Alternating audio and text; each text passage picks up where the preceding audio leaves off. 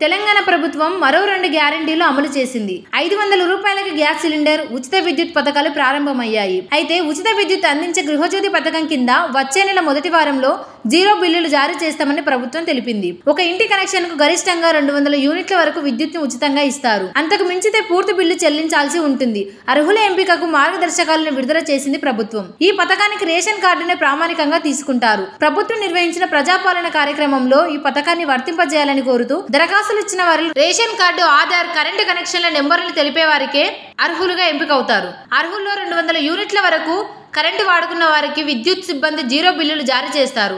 ఈ బిల్లుల మొత్తం సొమ్మును 20వ తేదీ కల్లా ప్రభుత్వం రాయితీ కింద డిస్కౌంట్లకు చెల్లిస్తుంది. ఇంటి వినియోగానికి మాత్రమే కరెంటు సరఫరా చేస్తున్నందువల్ల ఇతర అవసరాలకు వాడుకుంటే విద్యుత్ చట్టం కింద, ఇండియన్ పీనల్ కోడ్ కింద కేసులు పెట్టి చర్యలు తీసుకుంటామని విద్యుత్ శాఖ తెలిపింది. ఇప్పటి వరకు దరఖాస్తు చేసుకుని వారు తమ కరెంటు కనెక్షన్ ఉన్న ప్రాంతానికి చెందిన MDO, మున్సిపల్, GHMC కార్యాలయాల్లో ఎప్పుడైనా ఇవ్వచ్చని ప్రభుత్వం తెలిపింది. దరఖాస్తులు అందజేసిన తర్వాత కార్యాలయాల్లో రసీదులు ఇస్తారు.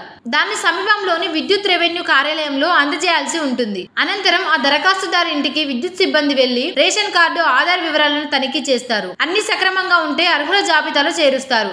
ఇది నిరంతర ప్రక్రియ అని ఎవరైనా ఆయా కార్యాలయాల్లో దరఖాస్తులు, రసీదులు అందజేయవచ్చన్నారు అధికారులు. ప్రజాపాలనలో ఉచితంగా కరెంట్ కోసం 81.54 లక్షల మంది దరఖాస్తులు ఇచ్చారు. వీరిలో కొందరికి రేషన్ కార్డు లేకపోవడంతో వారి అర్జీలను పక్కన పెడుతున్నారు. గ్రేటర్ హైదరాబాద్ పరిధిలో 49.50 లక్షల ఇళ్లకు కరెంటు కనెక్షన్లు ఉండగా వీటిలో 19.58 లక్షల మంది మాత్రమే ప్రజాపాలనలో దరఖాస్తులు ఇచ్చారు. వీటిలోనూ రేషన్ కార్డుల వివరాలు లేనివి పెద్ద సంఖ్యలో ఉన్నాయి.